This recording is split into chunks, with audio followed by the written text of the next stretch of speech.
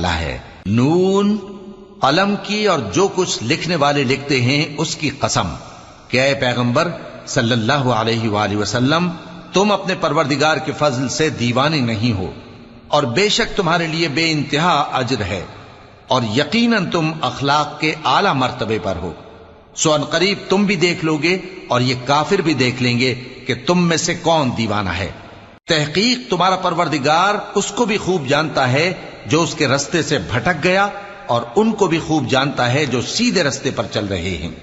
تو تم جھٹلانے والوں کا کہا نہ ماننا۔